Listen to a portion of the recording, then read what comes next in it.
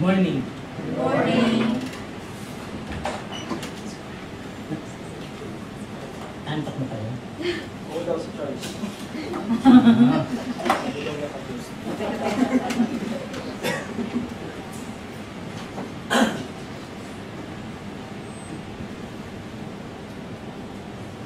Are you ready to listen to the message of the Lord? Amen. Our topic for today is about peace. Peace when experiencing difficulties and impossibilities. Sino dito ngayon ang dumaranas ng mga suliranin? Mga problema? Lahat. Lahat. Dahil nasa mundo ka na. So, dahil sabi niyo lahat, what is your reactions when you are facing trials, troubles, and sufferings? Sad? Rejoice in the Lord. Ano pa? Praise Jesus.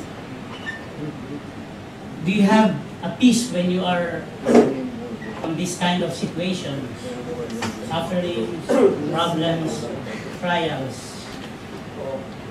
Totoo daw. For some of us, or maybe not, but there are people experiencing and bombarded with so much problems or difficulties, sufferings from time to time. We know that problems is part of life. No one on this planet who never experienced problems or difficulties. I will ask you again some question and you may agree with me or raise your hand kung naranasan po natin. Problems like you're looking for a job. Amen. Taas ang kamay. Wala namang trabaho na. What about problems regarding health? Kasama na dito yung pagda-diet, pagpapapayat, kasi obese ka, etc. What about problems regarding your future? If you are single, maybe you're looking for a future husband or wife. Or gusto mo ng future na mas magandang trabaho. Taas dito ang kamay. Sino? Amen. What about problems regarding your family or family members, relatives, or loved ones? Sino rito? Lahat. Palagi nakataas. What about problems about money? Yay! Ang makin niyo yun, namumroblema pa tayo ng money, samantala nasa abroad na tayo. Diba? Samantala, ang ibang mga kababayan natin, yung ibang nga relatives pa natin, kamag-anak pa natin, akala nila napakarami nating pera rito. Hindi nila alam, bibili lang tayo ng kubos ng isang plastic for 1 real for 6 pieces. So meaning, 3 days yun. Kung kumakain ka lang ng 2 beses. So ilan lamang yan ng mga halimbawa na kung saan halos araw-araw nating iniisip at minsan pinoproblema.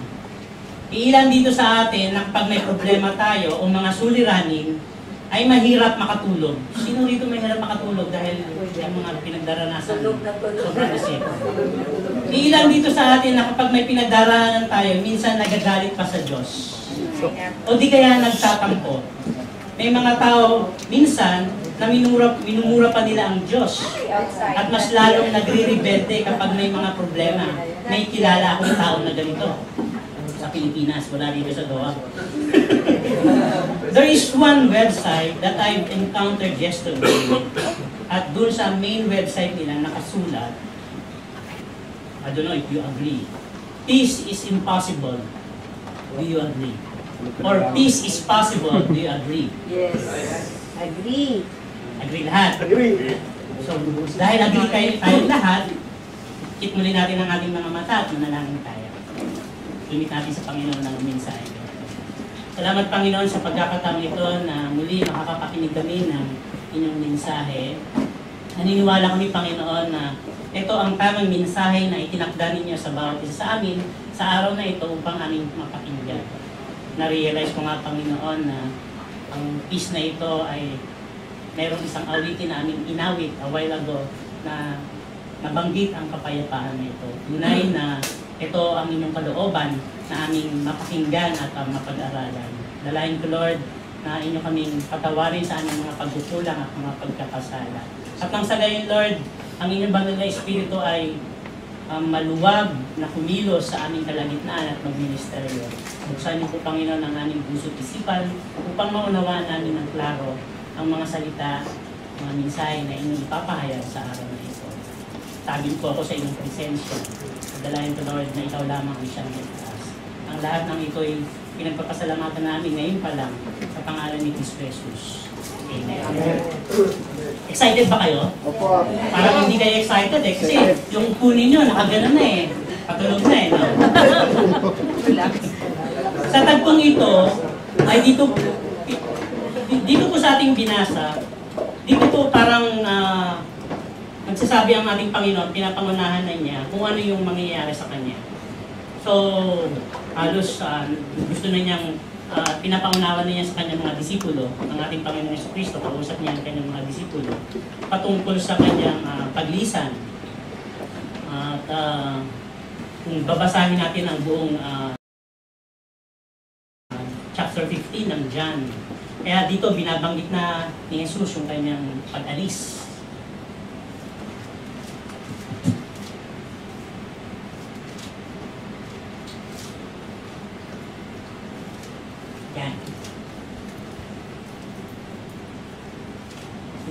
John chapter 16. Sabi niya rito sa verse 21 at 29, His disciples said, "Lo now, you are speaking plainly and are not using a figure of speech." Lagi po akong gumagamit ng New American Standard Version. "Now we know that you know all things and have no need for anyone to question you. By this we believe that you came from God." Verse 31, Jesus answered them, "Do you now believe? Behold, an hour is coming and has already come for you to be scattered, each to his own home, and to leave me alone. And yet I am not alone, because the Father is with me." Verse 33, na kung saan, ito po yung pinaka-main text natin. "These things I have spoken to you, so that in me you may have peace. In the world you have tribulation, but take courage, I have overcome the world." So, kung kayo po, binasa niyo po yan, na parang nagpapaalam siya, kung kayo po doon sa sitwasyon ng mga disipulo, noong oras na yon, ano po ang inyong mga mararamdaman? Ano po ang inyong mararamdaman? Kayo ba inaantok? Diba? Dahil namamaalam na siya, at may mga binanggit pa nga siyang tribulation, diba? Tapos, sabi niya, "Do you now believe? Behold, an hour is coming and has already come for you to be scattered, each to his own home, and to leave me alone. And yet I am not alone, because the Father is with me." Hindi ba kayo mag-aalinlangan, matatakot? Dahil may paunang pananalita ng ating Panginoon. Sabi pa nga niya sa verse 20, sa bandang taas, "Truly, truly, I say to you that you will weep and lament, but the world will rejoice.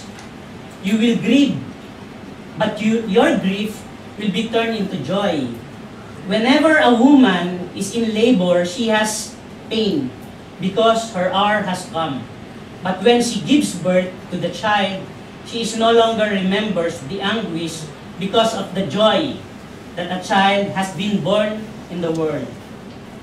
Sa verse 22, "Therefore, you too have grief now, but I will see you again, and your heart will rejoice, and no one will take your joy away from you." Alam naman natin po na mamamatay ang ating Panginoong Jesucristo, kaya parang sinasabi na niya in advance sa kanyang mga disipulo na siya ay aalis. Ngunit maiiwan ang kanyang mga disipulo. At temporarily mararanasan nila itong mga grief. Ayon sa mga sinalita na yan ni Jesus, may katiyakan talagang ang sino mang tao dito sa ibabaw ng mundo ay mananaghoy. Sino sa atin dito hindi umiiyak na nanagol? Iiyak at daranas ng mga pagsubok at kapighatian sa buhay. Iyak po yun sapagkat sinabi ni Jesus. Tulad ng araw ng isang buntis na babae. Naalala ko tuloy ang ating bagong panganak na kapatid na si Sister Yero. Tulad na lamang ng mga nakasulat sa verse 33. Verse 33. Na kung saan ang focus ng ating mensahe. Sabi niya, these things I have spoken to you. Sabi niya, these things. So that in me you may have peace. In the world you have tribulation. Kaya what would we expect? That's part of life. But take courage. I have overcome the world. Sabi po ng ating Panginoong Jesucristo. Katotohanan pala, at sabi rin ni Jesus, na itong mundong ito ay merong mga trials, sufferings, difficulties, paghihirap at kaguluhan na masasabi. Tanong, sa sinabi ito ni Jesus, ano ang inyong mga nararamdaman? Ngayon pa lang. Sa ating mga pag-aaral tuwing Webes, sa amin po rito, may pag-aaral po kami tuwing Webes. Isa sa mga dapat bigyang konsiderasyon ay kung papaano dadamdamin ang mga nakapaloob na talata or mga pagkakasabi sa Biblia. Naisulat ko nga naisulat ko nga kung ating i-apply ang ating mga natutunan sa turo ni Major Fred. Yan may kaba ko ngayon kasi ang teacher ko namin nandiyan, si Major Fred. Well, para sa akin, this is my observation according to the passage. Ito po ang observation ko. A fearful warning from Jesus concerning tribulation in this world. My observation, a fearful warning from Jesus Christ concerning tribulation. Sinong hindi matatakot? Aalis siya. Kung ikaw ang mga disipulo ng ating Panginoong Jesucristo, yung kinikilala mong teacher, guro, iiwanan kayo. Samantala, ang buong buhay mo, nakasalalay sa Kanya. What would you feel? It's the same thing, di ba? With these words, do you think you can live quietly? Kaya nga pagkatapos nung namatay dinakip ang ating Panginoong Jesucristo, if you will remember, dinakip siya sa Gethsemane, madaming sundalo, unti-unti silang nagiwahiwalay. Bakit? Natakot sila. Dahil ayaw nila, as much as possible, na ma-identify sila kay Kristo sapagkat ang kanilang leader ay dinakip. Di ba? Maaaring ganon. So with these words, do you think you can live peacefully, quietly? Are you happy? Are you excited to face another day of your life? But for Jesus, He never only spoke of a fearful trials, sufferings, and tribulations to come. On the other hand, the next words that Jesus spoke gives them comfort. Malalaman po natin mamaya. I pray that as we go on to this message, whatever your situations in life today, your problems that you are facing right now, God's peace will reign in you and that you may have peace. Kaya nga po, yan po ang topic natin ngayon, about peace. As much as possible, my desire every time that I bring the message of God is always to connect the message to Jesus Christ or from the gospel of Christ. Kaya subukan po natin. Sabi po ng ating Panginoong Jesucristo, naka-highlight ko yung I. Jesus said, sabi niya, I have spoken.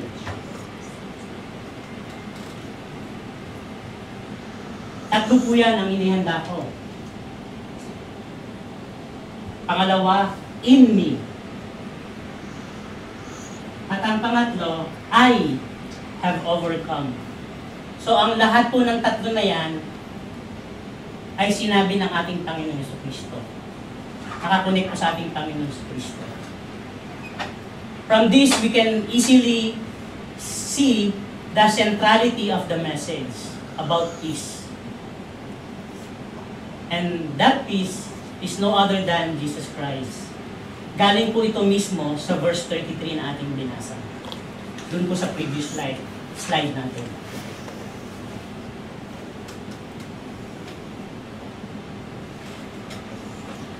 Una po nating tunghayan ang sinabi niya ng ating Panginoon Kristo, ang salitang, I have spoken.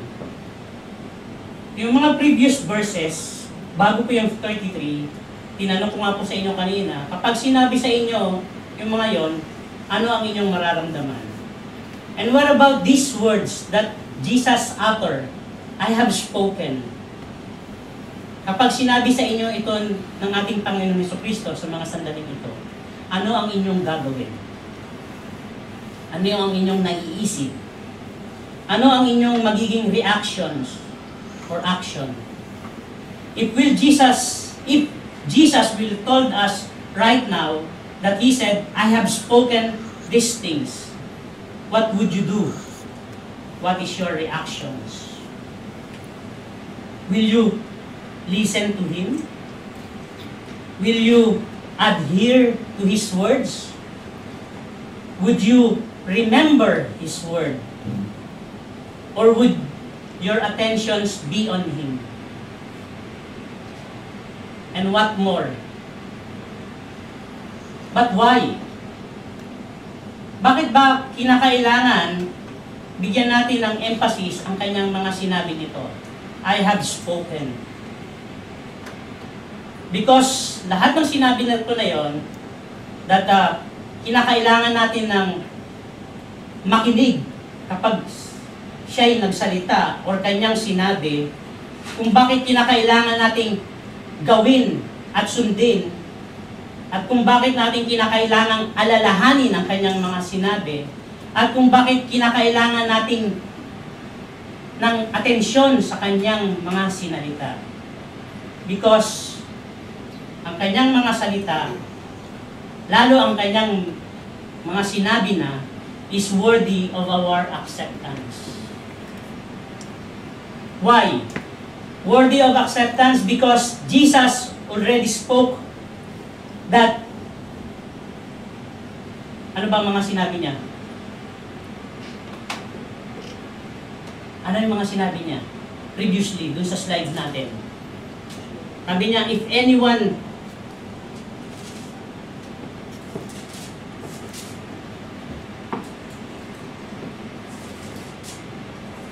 sabi niya, these things I have spoken to you, so that in me you may have peace. Diba? Kaya, katanggap-tanggap. Kaya kinakailangan nating alalahanin ang kanyang mga sinabi. When we are facing trials, sufferings, problems in life, we have to remember that Jesus already spoke about these things. And He has a lot of promises. And it is worthy of acceptance yung mga sinalita niya. When Jesus said doon, nung siya'y muling nabuhay, at nagkakatipon ang kanyang 12, nagpakamatay na pala isa. Kaya hindi na 12, hindi kayo nakikinig. So 11 disciples, doon sa upper room, sarado ang lahat dahil natatakot sila, baka sila ay dakpin. At nabuhay na muli si Kristo. Ibinalita na sa kanila ni Maria, hindi si Maria, na wala, bukas ang kanyang tomb at wala doon ang ating Panginoong Jesucristo. At habang sila ay nagkakatipon, tahimik dahil sila ay natatakot, bigla nakasara ang pintuan at ang bintana na walang mapapasukan, biglang sumulpot, dumating ang ating Panginoong Jesucristo. At ang sabi niya, peace be to you. Sabi ng ating Panginoong Jesucristo, doon sa chapter na yun, na paulit-ulit, peace be to you. Sabi mo nga sa katabi mo, peace be with you. O may naalala kayo. Diba? And that is why these words from Jesus Christ is worthy of acceptance. So we must remember, we must listen to Him, we must adhere. We must remember when we are facing trials and difficulties in life, we need our attention and our focus Dahil sinabihan na niya in advance sa kanyang mga disipulo, so dapat hindi sila nag-alala, hindi sila natakot. Dahil nangako naman ng ating Panginoong Jesucristo, and yet, natakot pa rin sila. Diba? So what we will do, sabi ng ating Panginoon doon sa kung maaalala nyo na naminsahe ko na rin 2 weeks ago, nung nag-sail sila sa karagatan at may unos, malakas na hangin at bagyo, natutulog siya, ginising siya ng kanyang mga disipulo dahil again, natakot ang kanyang mga disipulo sapagkat maaari silang malunod, mamatay doon sa karagatan. Dagat ba yun? Or ilog? Diba? Kaya ginising nila ang ating Panginoon na natutulog. At ginawa ni Kristo, tumayo siya. At sinabi niya sa hangin at sa alon, peace, be calm. Kaya nga, inawit din natin ang awitin, I think last Friday. Be still and know that I am God. So isn't it worthy of acceptance what Jesus have spoken already? And we must accept this peace that is in Christ. We must be still and believe. We must be still and believe. Pag sinabi mong acceptance, ibig sabihin katanggap-tanggap ito. At ang pagtanggap na yan ay may kaakibat na pagtitiwala. Tama ba? Dahil naniwala ka, tinanggap mo ang isang bagay, naniwala ka na makakabuti yun sa'yo. Diba? So, yung acceptance na yan, may kaakibat yan na pagtitiwala at pananampalataya, kaya mo tinatanggap. Kapanipaniwala ang kanyang mga sinabi at ginawa ng ating Panginoong Jesucristo. Remember, kung ating ang muling aalalahanin yung mga nangyari doon sa karagatan. Kaya sabi ng ating Panginoong Jesucristo, pagkatapos na tumigil ang malakas na hangin at alon, where is your faith? Diba? Sapagkat sila ay nangagkatakot. Hindi sila napayapa. Tanong, tinatanggap mo ba at sinasampalatayanan ang mga sinabi ni Jesus tulad ng mga ganito? Diba? Ano yung sinabi niya? These things I have spoken to you so that in me you may have peace. Tinatanggap mo ba na ngayon pa lang mayroon ka ng kapayapaan? Everything that Jesus spoke is worthy of acceptance, worthy to be followed, worthy to teach and to obey. O ang gusto lamang natin minsang tanggapin ay puro lamang magaganda sa buhay natin. Kasayahan at walang problema. Masaya ka rin ba na kapag may mga pagsubok ka sa buhay, problema o suliranin, ito iyong tinatanggap na maluwag? O baka naman pag dumaranas ka na ng kahirapan at mga pagsubok, ay nagmumukmuk ka na sa bahay at hindi ka na makita sa gawain at simbahan. Nagtatampo ka na at nagre-rebelde. Remember, brothers and sisters, ang anumang sinalita ni Jesus tulad ng ating mga nabasa, ng mga pangako niya na kapayapaan. Ito ay tunay na maaasahan. Amen po ba? Amen. Ito ay tunay na mapagkakatiwalaan. Kaya, lumingon ka sa kanan mo, sabihin mo sa iyong katabi, sa kanan ha, ito ang sasabihin mo, sis or bro, kung anumang pagsubok sa buhay mo ngayon, huwag kang mag-alala.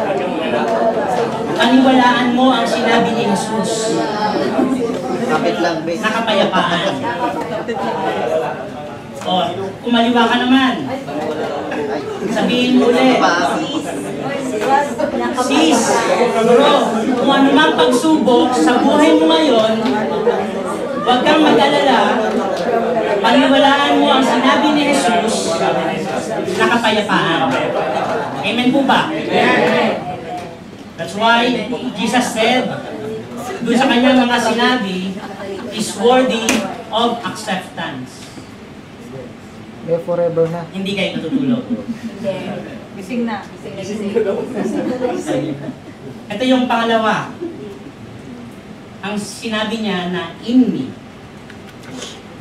What about these words? What is the connect to our topic about peace? Well, according to our main verse, in verse 33, ulit-ulit kong sasabihin ito, it is very clear, mas maliwanag pa sa sikat ng araw, you can find peace only in Jesus. Kaya sabi niya, in me. In me. Sabihin nga natin, in Jesus. In Jesus. We can find peace. In Christ alone. Kaya nga sabi niya, you can find peace only in Jesus so that in Him you may have peace. Diba? Hindi ito isinulat ni John at sinabi niya sa kanyang sulat, you may find peace in me as John. Hindi ganon ang kanyang pagkakasulat. Hindi rin natin mababasa sa Biblia na nakasulat, so that in your church you may find peace. Hindi rin po.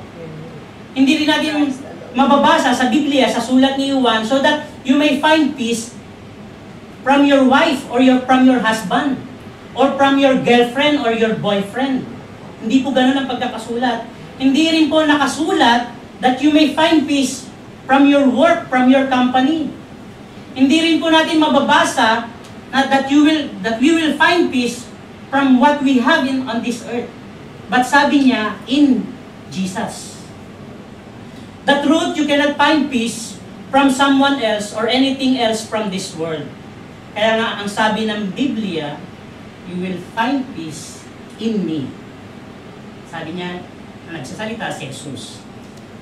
Sa Isaiah chapter 9, verse 6, alam niyo po ba yung Isaiah chapter 9, verse 6? Yes. For a child will be born to us, a son will be given to us, and the government will rest on his shoulder, and his name will be called Wonderful. Ang tinutukoy po dito ng ating Panginoon Jesucristo. Counselor, Mighty God, Eternal Father, Prince of Peace. So, ang identification po rito ni Isaiah, hindi pa man nagaganap, matagal na panahon, taon ang lumipas, pero in-identify na siya ni Isaiah that Jesus ipapanganak and His name will be called the Prince of Peace. Jesus is the Prince of Peace. Agree ba kayo? Hindi lamang po yun. Jesus is the God of peace in Romans 16 verse 20. Si Jesus ang Diyos ng kapayapaan. That is why when Jesus said, in me, in Jesus, in Him alone you may have that kind of peace that you need.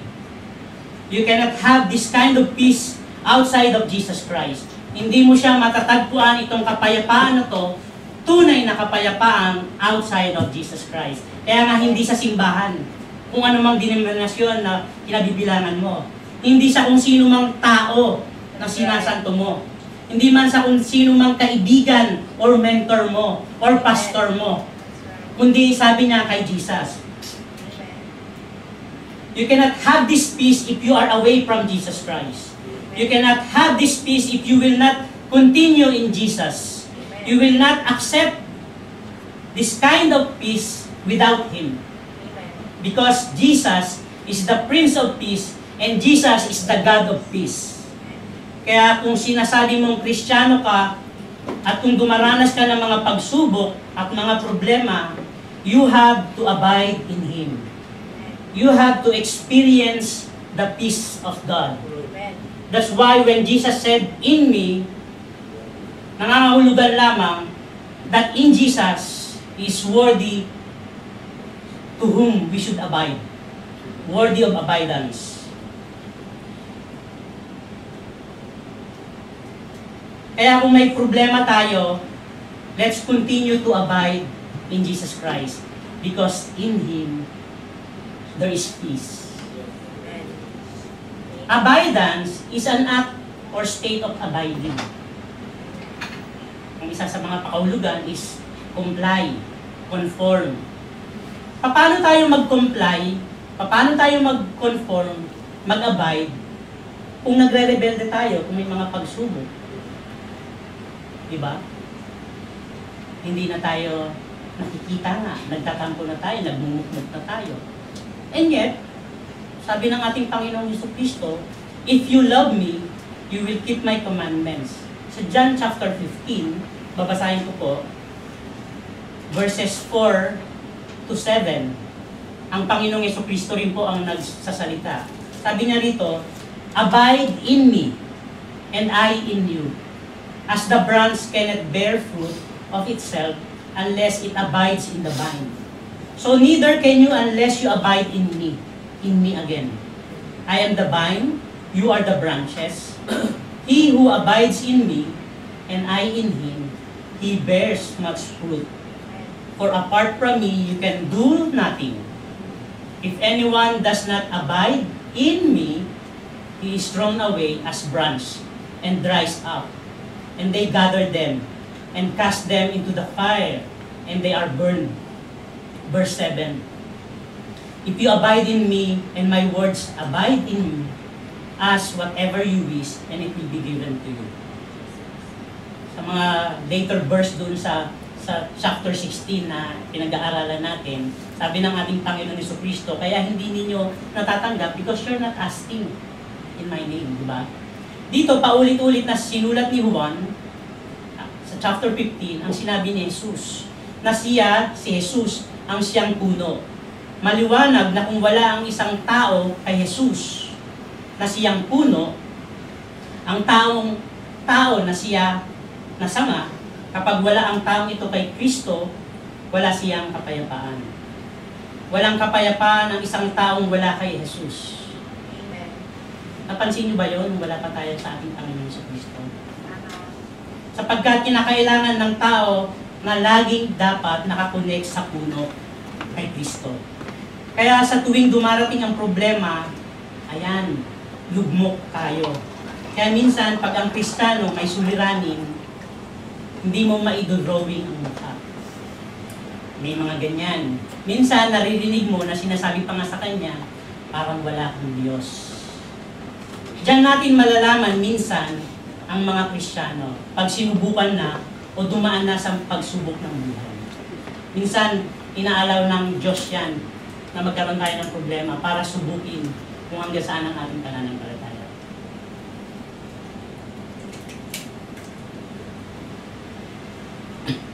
Diyan mo na rin makikita ang dating active na Kristiyano sa loob ng iglesia, sa simbahan, magugulat ka na lang, wala na. Dahil gumana siya ng pagsubok. Ang problema lang, hindi siya nagpatuloy, hindi siya nag-abide. Marami ang tumatalikod o tinawag na backslider. Baka peke. Peke lang ang kanyang paglilingkod. Kaya may mga sikat na artista, mga mayayaman, maaaring ang iba kilala ninyo, na nagpakamatay sa kadahilan ng wala silang kapayapaan. They have everything. They have money, they have wealth, how many cars they have, how many mansions they have, fame, they are famous, and yet, nagpapakamatay. Lately lang, yung isang singer ng isang banda, nagpakamatay, di ba? Ang peace ay wala dito sa kung kanino man o alin man dito sa mundo, kundi na kay Kristo lamang. Kaya sabi nga niya, in me, you have peace. Kaya muli mong lingunin ang iyong katabi at sabihin. Lingunin ulit natin ang ating katabi. Sabihin natin ulit, kapatid, kay Jesus ang kapayapaan. Kapit ka lang. Kapit ka lang, Bes. So, kumapit ka lang. Kay Jesus ang kapayapaan. Diba? Tatay, kapit lang. Ang pangatlo, sabi ulit ng ating Panginoon Jesucristo in single verse, I have overcome. Diba? Ano doon na naman yung I, Jesus Christ. Ibig sabihin lamang, because Jesus said, I have overcome, that's worthy of assurance. Diba? Kanina, sa una, worthy of acceptance. At ang pangalawa, worthy of abidance. Kaya kinakailangan lang natin mag-abide. At ngayon naman, yung sinabi niyang, I have overcome, That's worthy of assurance. Pag sinabi sa atin ng isang tao, kapatid, napagtagumpayan ko na ito, anong damdamin nyo? May pag-asa pala rin ako. Kaya ko rin pala, di ba? So this is worth of putting our confidence to Jesus. Because Jesus said, He overcome the world. He is worthy of our confidence. Siya ay mapagkakatiwalaan. Tama ba? Tama. So when we are in difficulties, and even in impossibilities, have the peace of God because He is worthy. Hallelujah. Wala bang amen dyan? Amen. Isn't it comforting when Jesus said, I have overcome the world? Madalas at pag may mga suliranin at pagsubok tayo, o di kaya may gagawin tayo, sinisitas natin ang Philippians 4:13. What is Philippians 4:13? Alam na alam. I can do all things through Him who strengthens me. Tapos, pag binasa natin yon, tumitigil lamang tayo doon, o nababaling ang ating focus sa I can do all things. Na as if, ang tao na siya, na sa kanyang lakas, sa kanyang gawa, nagawa niyang managumpay. Lumalabas tuloy, siya na tao ang bida. Paliwanag naman sa talata at mababasa yung mga kasunod na mga salita. Sabi niya, ano sabi doon? I can do all things, tumigil na doon. Pero nawala sa emphasis yung mga sumunod, through Him. Maliwanag naman sa talata na mababasa ang salitang through Him who strengthens me. Hindi dahil sa sarili nating lakas.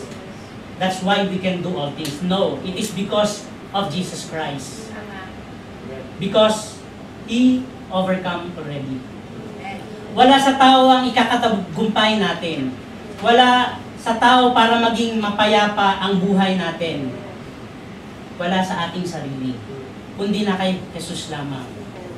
With these words from Jesus, I have overcome, then we have the courage to face any difficulties in life.